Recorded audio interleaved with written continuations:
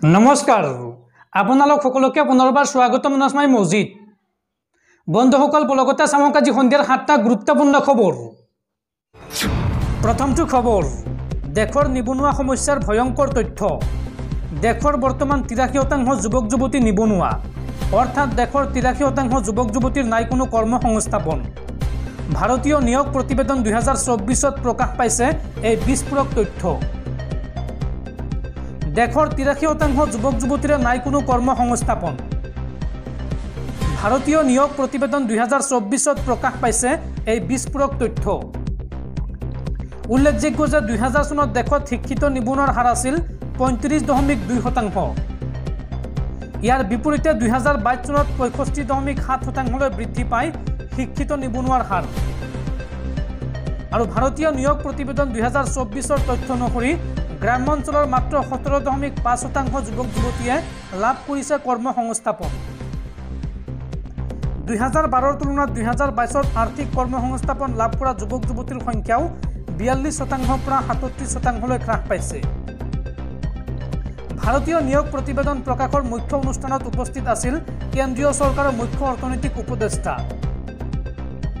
আৰু 26 মাৰ্চৰ এই অনুষ্ঠানতে ভি অনন্ত নাগেশ্বৰণে চৰকাৰৰ বাবে এই নিবনুৱা সমস্যা সমাধান কৰাটো অসম্ভৱ বুলি মন্তব্য কৰিছিল।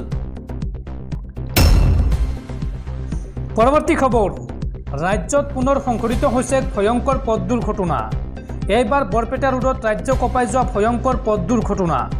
তীব্ৰবেগী ট্ৰাকে মহতিয়াই নিলে একে পৰিয়ালৰ 3 কিশোৰ কিশোৰীক।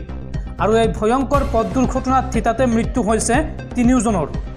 লগতে সংকটজনক অৱস্থাত হাস্পাতালত ভৰ্তি কৰোৱা হৈছে এটি কণমানিক। বৰপেটা ৰোডত এইবাৰ সংঘটিত হৈছে ৰাজ্য কঁপাই যোৱা ভয়ংকৰ পথ দুৰ্ঘটনা। 3 কিশোৰ কিশোৰীক মহতিয়াই নিলে তীব্ৰবেগী ট্ৰাকে। আৰু থিতাতে নিহত হৈছে শাহজাহান আলী, আসমা খাতুন আৰু জেছমিনা পাৰবিন। একেটা পৰিয়ালৰে আছিল 3 গৰাকী কিশোৰ কিশোৰী।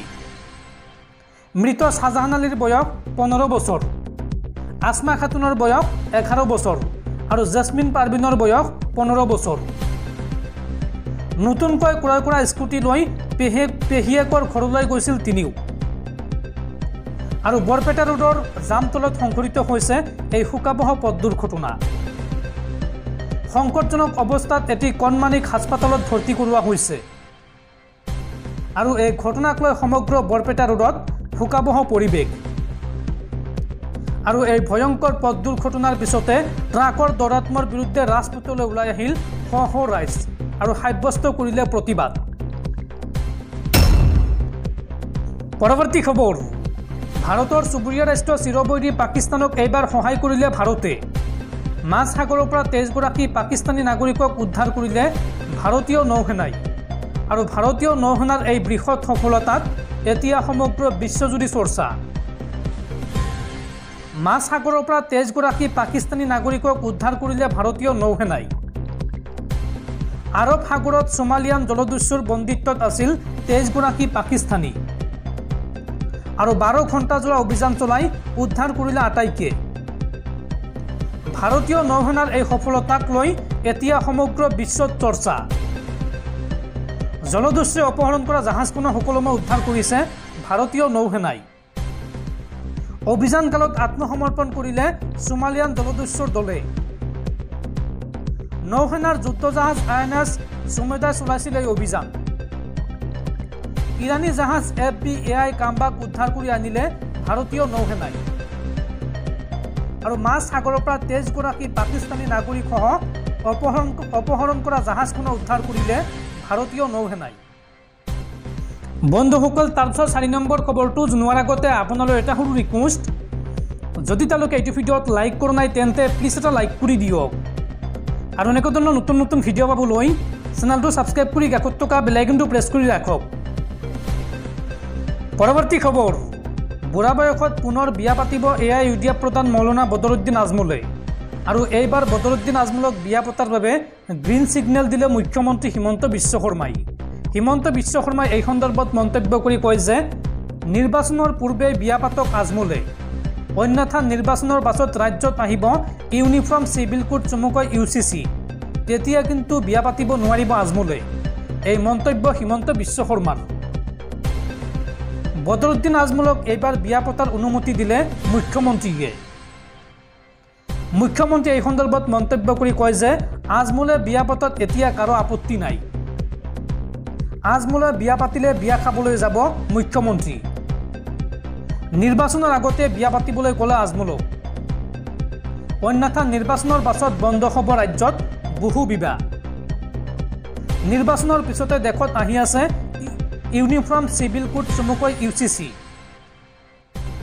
উল্লেখযোগ্য যে এই সন্দৰ্ভত বদৰুদ্দিন আজমলে মন্তব্য কৰি কৈছিল যে ৰকিবুল হুছেইনে বুঢ়া বুলি ক'লেও মই ইমান বুঢ়া হোৱা নাই, এতিয়াও বিয়া পাতিব পৰা হৈ আছো। মুখ্যমন্ত্ৰীয়ে অনুমতি দিলেই মই বিয়া পাতিব পাৰিম। এই মন্তব্য কৰিছিল AIUDF দলৰ মুৰব্বী বদৰুদ্দিন আজমলে। আৰু বদৰুদ্দিন আজমলৰ এই মন্তব্যৰ এতিয়া উত্তৰ দিছে মুখ্যমন্ত্ৰী হিমন্ত বিশ্ব শৰ্মাই। পৰৱৰ্তী খবৰ, সমগ্ৰ বিশ্বত পুনৰ লকডাউন দিয়ক। পৃথিৱীক ৰক্ষা কৰিবলৈ হ'লে বছৰত এবাৰকৈ লকডাউন দিয়াটো প্ৰয়োজনীয়। এই মন্তব্য অৰণ্য মানৱ যাদৱ পায়েঙৰ। পৰৱৰ্তী খবৰ, 2024 লোকসভা নিৰ্বাচনৰ পূৰ্বে কংগ্ৰেছত পুনৰ মক্ষম আঘাত। কংগ্ৰেছত অব্যাহত আছে খহনীয়া। এইবাৰ কংগ্ৰেছৰ পৰা পদত্যাগ কৰিলে APCCৰ সাধাৰণ সম্পাদক মানস বৰাই। লোকসভা নিৰ্বাচনৰ প্ৰাক মুহূৰ্তত খহনীয়া অব্যাহত আছে অসম প্ৰদেশ কংগ্ৰেছ কমিটিৰ। এজনকৈ প্ৰায় ভালে সংখ্যক নেতা কৰ্মীয়ে কংগ্ৰেছ ত্যাগ কৰি অইন দললৈ ঢাপলি মেলিছে। কংগ্ৰেছৰ নীতি আদৰ্শই যেন আমুৱাইছে একাংশ নেতা কৰ্মীক। এনে সময়তে অসম প্ৰদেশ কংগ্ৰেছ কমিটিৰ সাধাৰণ সম্পাদকৰ দায়িত্বত থকা মানস বৰাই শনিবাৰে কংগ্ৰেছ দল ত্যাগ কৰে। জানিব পৰা মতে জ্যেষ্ঠ কংগ্ৰেছ নেতা অকণ বৰাৰ পুত্ৰ মানস বৰাই কংগ্ৰেছৰ প্ৰাথমিক সদস্য পদ ত্যাগ কৰিছে। তেওঁৰ এই সিদ্ধান্ত সন্দৰ্ভত মল্লিকাৰ্জুন খাৰ্গেলৈ পদত্যাগ পত্ৰ প্ৰেৰণ কৰিছে। লোকসভা নিৰ্বাচনৰ প্ৰাক মুহূৰ্তত কংগ্ৰেছ ত্যাগ কৰা মানস বৰাই শীঘ্ৰেই যোগদান কৰিব পাৰে বিজেপি দলত। পৰৱৰ্তী খবৰ, দিল্লীৰ মুখ্যমন্ত্ৰী অৰবিন্দ কেজৰিৱালৰ পিছত এইবাৰ দিল্লীৰ পৰিবহণ মন্ত্ৰী কৈলাশ গেহলটক EDৰ চমন। দিল্লীৰ সুৰানীতি কেলেংকাৰী গোচৰত চমন জাৰি কৰিছে EDয়ে। পৰৱৰ্তী খবৰ, শীঘ্ৰেই দল সলাব মুখ্যমন্ত্ৰী হিমন্ত বিশ্ব শৰ্মাই। বিজেপিত দিন উকলিছে হিমন্ত বিশ্ব শৰ্মাৰ। শীঘ্ৰেই বিজেপি এৰি অগপত যোগদান কৰিব মুখ্যমন্ত্ৰী হিমন্ত বিশ্ব শৰ্মা। সেয়েহে অগপৰ সৈতে সঘন যোগাযোগত আছে মুখ্যমন্ত্ৰীগৰাকী। এই মন্তব্য গুৱাহাটী লোকসভা সমষ্টিৰ কংগ্ৰেছৰ প্ৰাৰ্থী তথা জ্যেষ্ঠ কংগ্ৰেছ নেত্ৰী মীৰা বৰঠাকুৰৰ।